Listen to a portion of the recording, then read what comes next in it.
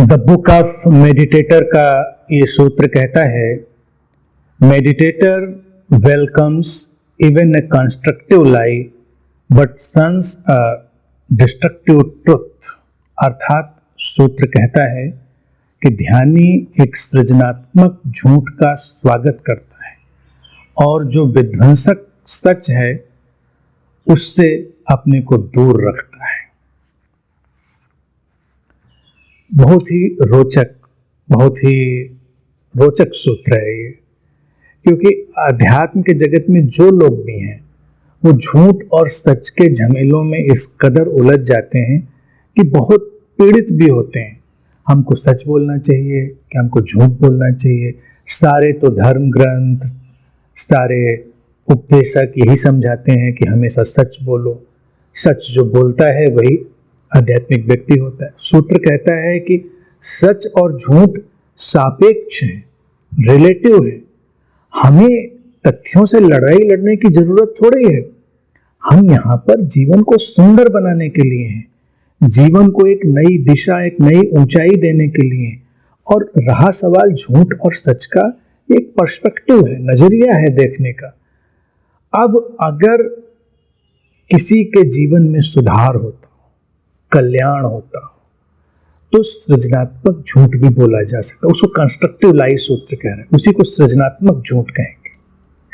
और इस बात को मैं हमेशा कहता रहा हूं कि जितने भी बुद्ध हैं, जितने भी गुरु हुए हैं जगत में, उन सब ने इस कंस्ट्रक्टिव लाई का, सृजनात्मक झूठ का बहुतायत में उपयोग किया है। उनके पास कोई चारा भी नहीं है। व्यक्ति जिन भूल भुलैया में खोया हुआ है, क्योंकि वो पूरा जीवन ही अपना झूठ बना चुका है, तो उसको झूठ से निकालने के लिए ही कुछ झूठी चीजें निर्मित करनी पड़ती हैं। अब मान लो किसी ने कल्पना ही कर रखी है कि वो एक कुएं में पड़ा है और जो गुरु है वो जानता है कुआं झूठा है, तो उसको झूठी रस्सी ही बनाकर उसको कुएं से निकालना पड़ेगा। अब हुआ तो झूठी। तो सारे बुद्ध, सारे गुरु जानते हैं कि हम ये झूठ कह रहे हैं, लेकिन वो पूरे करुणा से, पूरे आत्मबल से उसको बोलते हैं, क्योंकि वो सृजनात्मक है कल्याण के लिए। और वो विध्वंसक सच जो जीवन को नुकसान पहुंचाए, उसकी जरूरत नहीं है, उसको हटाया जा सकता है, उसको जीवन से परे किया जा सकता है। ध्यानी को यही जीवन शैली अपने साथ लेकर चलनी है। उसको इन बातों पर, डिस्ट्रक्टिव फिनोमिना और कंस्ट्रक्टिव फिनोमिना, इस पर ध्यान रखना है। अच्छा, कभी कभी मान लो तुम्हारे एक झूठ से किसी की जान बचती हो तो बोलना चाहिए। तुम्हारे एक सच से किसी का जीवन तबाह हो जाता हो तो नहीं बोलना चाहिए। क्या रखा है इसमें? हम कहें बड़े सत्यवादी हैं, हम तो सच ही बोलेंगे, लेकिन तुम्हारे एक सच के कारण अगर किसी की पूरी जिंदगी खराब हो जाती हो तो इस सच का क्या मतलब है? विध्वंसक सच है। और तुम्हारे एक झूठ से किसी का जीवन बन जाता हो तो वो सृजनात्मक झूठ है। मैंने कहानी पढ़ी बहुत पहले, मुझे बड़ी प्रीतिकर लगी वो कहानी। एक माँ थी, उसके 2 बेटे थे और वो लोग बड़ी गरीबी में, मुश्किलों में अपना वक्त गुजार रहे थे। उनके पिता की मृत्यु हो गई थी बच्चों के, यानी स्त्री के पति की, और वो किसी तरह संघर्ष करके बच्चों का पालन पोषण कर रही थी। अब बच्चे स्कूल जाते थे, स्कूल में प्रतिस्पर्धा में बच्चे जो उनके साथ के होते थे उनको अपनी चीज़ें दिखाते होंगे और बताते होंगे वो कितने अमीर हैं, और इन बच्चों को थोड़ा मलाल रहता था कि मैं गरीब हूँ, मेरे पास तो पैसा नहीं है। तो उस स्त्री ने क्या किया कि वो एक नकली हार लाई जो देखने में बड़ा महंगा सा लगता था, कई लड़ों वाला हार, और एक दिन अपने संदूक से निकाल कर उन बच्चों को अपने बुलाकर दिखाया कि देखो, हमारे पास ये एक बहुत कीमती खानदानी हार है, बेशकीमती रत्नों वाला, इसको हमने रखा हुआ है। तो कभी ये मत समझना कि हमारे पास संपत्ति नहीं है, अभी हम ऐसे ही काम चला रहे हैं, लेकिन किसी दिन अगर जरूरत पड़ी तो हम इस हार को बेच देंगे। और कितने भी अमीर हो सकते हैं हम लोग, जिनके बारे में तुम सोचते हो उनके पास तो इतनी संपत्ति है ही नहीं। बच्चे बड़े खुश हो गए, उनको बड़ा आत्मबल आया। बस उसने ये कहा, उनकी माँ ने, कि बहुत जरूरत पे हम लोग इसको कभी बेचेंगे, क्योंकि ये हमारे खानदान का है, परिवार का है, परिवार की एक इसमें सम्मान की बात जुड़ी हुई है, तो लेकिन चिंता की बात नहीं है हमारे पास। ये तुम मान के चलो, तुम मेहनत करो, मेहनत से पढ़ाई करो, आगे बढ़ो।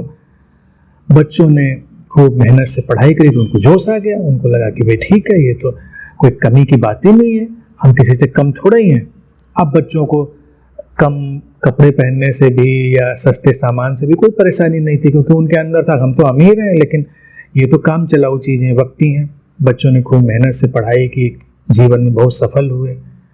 जब बच्चे बहुत सफल हुए तब उनकी माँ ने उनको ये बात बताई कि देखो, ये बात जो मैंने तुमसे बोली थी वो झूठ था, हमारे पास कुछ था नहीं, वो एक नकली हार था जिसकी कोई कीमत नहीं है। तो बच्चों की निगाह में अपनी माँ का जो कद था, सम्मान था, वो बहुत बढ़ गया। बच्चों ने कहा हमें इससे फर्क ही नहीं पड़ता, हमें इस बात से, आपकी उस बात ने हमको इतना आत्मबल दिया, हमारी जितनी इंफीरियोरिटी थी, हीन भावना थी, उसको दूर कर दिया कि हमने जीवन की सारी बाधाओं को पार कर लिया। तो ये आपका प्रेम था जिसकी कोई कीमत नहीं, वो अमूल्य है। तो ऐसे झूठ जो किसी के जीवन को ऐसी दिशा और ऊंचाई दे दें, इनका तो ध्यानी को स्वागत करना ही है।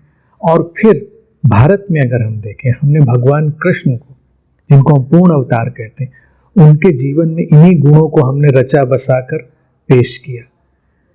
सच बोलते हैं, झूठ बोलते हैं, कभी सच नहीं बोलते हैं, कभी क्या करते हैं, क्योंकि उनका उद्देश्य ये है ही नहीं कि हम कोई सच की मुहिम चला रहे हैं, हम झूठ नहीं बोलेंगे, हम कोई कसम खा के बैठे हुए हैं, उनको इससे लेना देना नहीं। भगवान कृष्ण के जीवन में हम यही दिखाते हैं कि उनका एकमात्र एकमेव उद्देश्य है कि मानवीय चेतना का विकास हो। झूठ से हो, सच से हो, किस बात से हो, इससे अंतर नहीं पड़ता। तो ध्यानी के लिए सूत्र बहुत रोचक, स्पष्ट और बड़ी क्रांतिकारी बात रखता है, सृजनात्मक झूठ। ये नहीं कि झूठ तुमको बोलना है, सृजनात्मक। ऐसा भी नहीं कि तुम्हें सच नहीं बोलना है, लेकिन डिस्ट्रक्टिव, विध्वंसक सच से दूर रहना है, इसको गांठ बांधकर चलना है।